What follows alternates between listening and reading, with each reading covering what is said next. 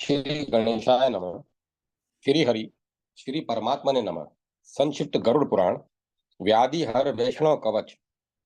श्री हरि ने कहा, हे रुद्र, अब मैं समस्त व्याधियों के विनाशक कल्याणकारी उस वैष्णव कवच को बताऊंगा जिसके द्वारा प्राचीन काल में दैत्यों को विनिष्ट करते हुए भगवान शिव की रक्षा हुई थी।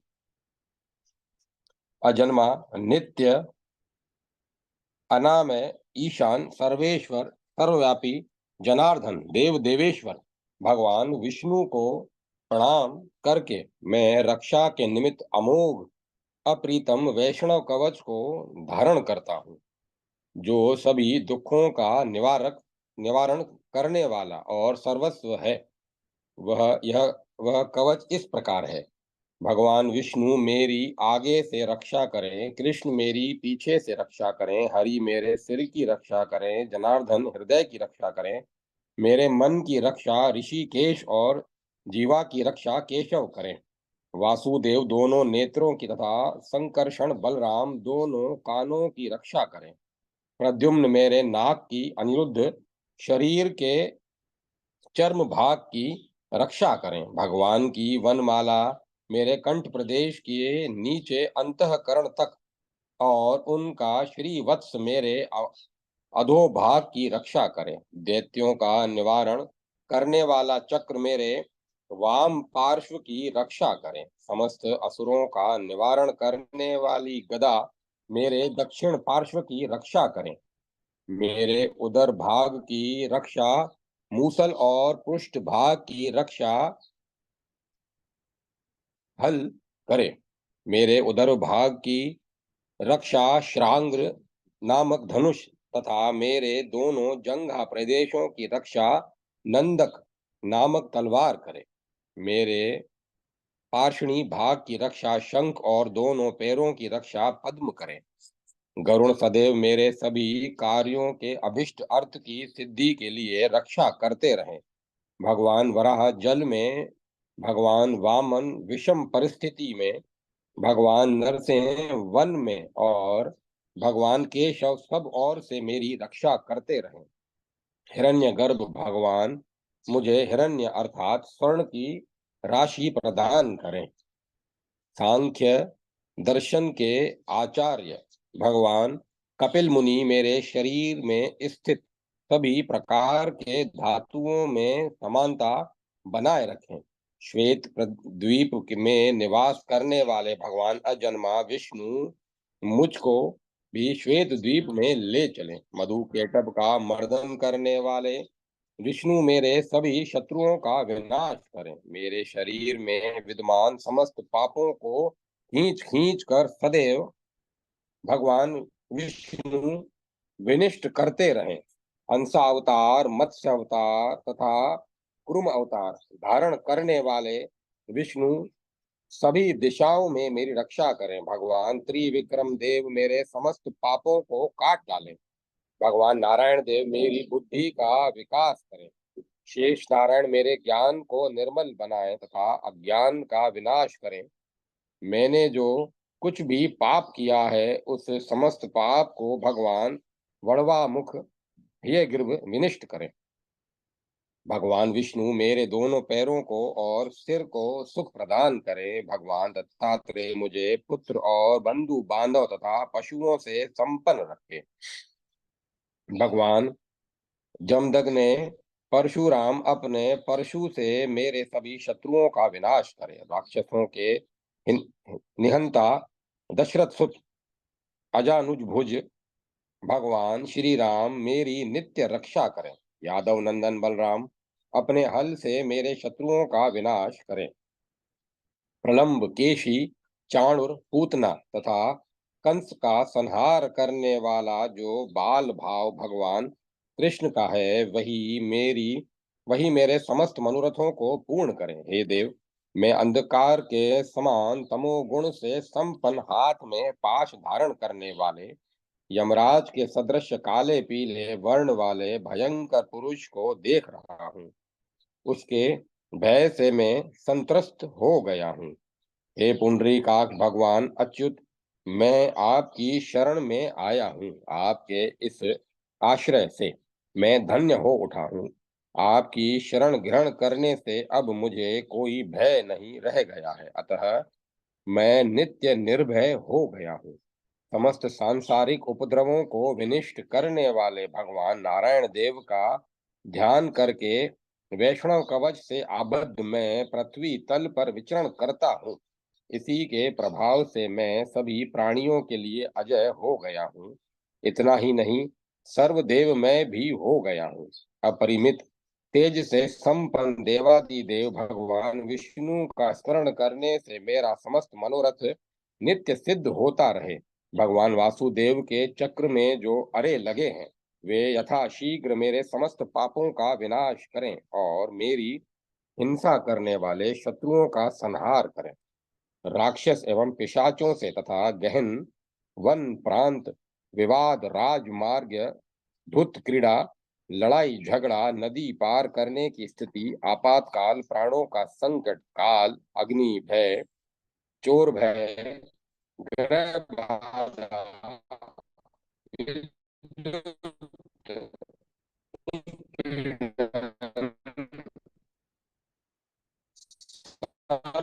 सर्प विष का उद्वेग, रोग विघ्न संकट आने पर तथा है भय विहल होने पर इसका जाप तो करना ही चाहिए, किंतु नित्य इसका जाप करना विशेष लाभप्रद है।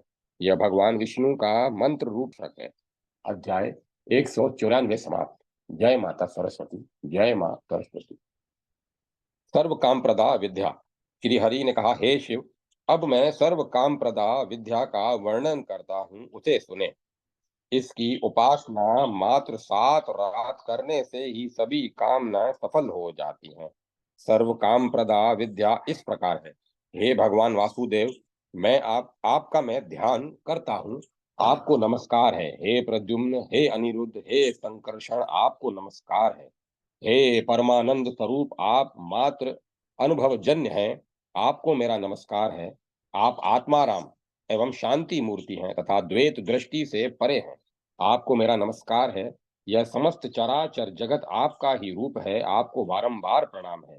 हे अनंत मूर्ति भगवान ऋषिकेश, आप महत स्वरूप को नमस्कार है। प्रलय काल में यह सारा जगत जिस मूर्ति में प्रविष्ट होकर स्थित रहता है और पुनः प्रलय काल के पश्चात सृष्टि के प्रारंभ में सबसे पहले उत्पन्न भी होता है तथा जो इस मृण्यमयी मूर्ति को इस मृण्यमयी पृथ्वी को धारण करता है, उस ब्रह्म देव को मैं नमस्कार करता हूँ।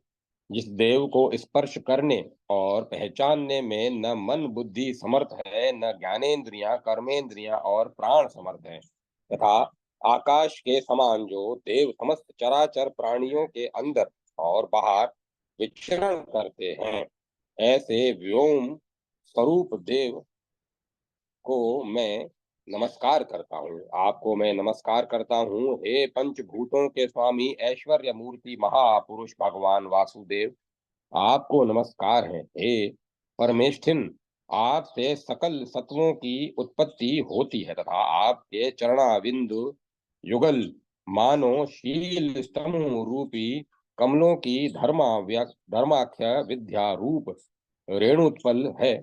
आपको नमस्कार है। हे ने चित्रकेतु ने इस विद्या के द्वारा विद्याधरत्व को प्राप्त किया। अध्याय 195 समाप्त। जय माता सरस्वती। जय मां सरस्वती। विष्णु धर्माख्य विद्या। श्री हरि ने कहा, हे महेश्वर, जिस विष्णु धर्म नामक विद्या का जप करके देवराज इंद्र ने समस्त शत्रुओं पर विजय प्राप्त कर इंद्रत्व पद प्राप्त किया था, उस विद्या को कहता हूँ। इस विद्या के जप से पूर्व दोनों पैर, दोनों जानू, दोनों जंघा प्रदेश, उदर, हृदय, वक्ष स्थल, मुख और शिरोभाग में ओमकार आदि वर्णों से यथाक्रम न्यास करना चाहिए। नमो नारायणाय इस मंत्र द्वारा विपरीत क्रम से भी न्यास करें। तदंतर द्वादशाक्षर मंत्र ओम नमो भगवते वासुदेवाय ओम नमो भगवते वासुदेवाय के आदि वर्ण ओमकार से न्यास कर न्यास करें। अंतिम यकार से अंगुष्ठ आदि उंगलियों की पूर्व संधियों में न्यास करके हृदय में ओमकार का न्यास करना चाहिए। संपूर्ण मंत्र से मस्तक भाग में न्यास करें। मूर्धा में प्रारंभ करके भूर्वों के मध्य भाग में ओमकार मंत्र से न्यास करके शिखा तथा नेत्रादि में ओम विष्णवे नमः इस मंत्र से न्यास करना चाहिए। अनंतर आत्माराम अंतर आत्मा में उन परम शक्तियों से संपन्न परमात्मा शेष नारायण का इस प्रकार ध्यान करना चाहिए। भगवान हरि मेरी रक्षा करें। मत्स्य मूर्ति भगवान जल में मेरी रक्षा करें। भगवान त्रिविक्रम आकाश में और भगवान वामन स्थल में मेरी रक्षा करें। वन प्रांत में भगवान नरसिंह, पर्वत भाग में जमदग्नि परशुराम मेरी रक्षा करें। भूमि पर भगवान वराह, व्योम में भगवान नारायण मेरी रक्षा करें। कर्मों के बंधन से भगवान कपिल तथा रोगों के प्रकोप से भगवान दत्तात्रेय मेरी रक्षा करें। भगवान है गिर्व देवताओं से कुमार कामदेव से मेरी रक्षा करें। भगवान नारद अन्य देवों की उपासना से और भगवान कुरुमदेव नेतृत्व में सदैव मेरी रक्षा करें। भगवान धन्वंतरी अपथ्य सेवन से, भगवान शेषनाग क्रोध से, भगवान यज्ञदेव समस्त रोग समुदायों से और भगवान व्यास अज्ञान से मेरी रक्षा करें। भगवान बुद्ध पाखंड समूह से एवं भगवान कल की देव पाप से मेरी रक्षा करें। भगवान विष्णु मध्यान्ह काल में मेरी रक्षा करें। भगवान नारायण प्रातः काल में मेरी रक्षा करें। भगवान मधुसूदन उपराह्न काल में और भगवान माधव साय काल में मेरी रक्षा करें। भगवान ऋषिकेश प्रदोष काल में तथा भगवान जनार्दन प्रत्युष काल में मेरी रक्षा करें। भगवान श्रीधर अर्धरात्रि तथा भगवान पद्मनाभ निश्चित काल में मेरी रक्षा करें। हे भगवान, आपका सुदर्शन कुमोद की गदा और बाण मेरे शत्रुओं तथा राक्षसादि का संहार करें। आपका शंख पद्म शांग्र धनुष तथा वाहन गरुड़ भी शत्रुओं से मेरी रक्षा करें। भगवान वासुदेव के सन्निकट स्थित अलंकार स्वरूप सभी पार्षद मेरे बुद्धि इंद्रिय मन और प्राणों की रक्षा करें। सर्प का रूप धारण करने वाले भगवान शेष नारायण सदैव सर्वत्र मेरी रक्षा करें। भगवान नरसिंह सदैव सभी दिशाओं में और विदिशाओं में मेरी रक्षा करें।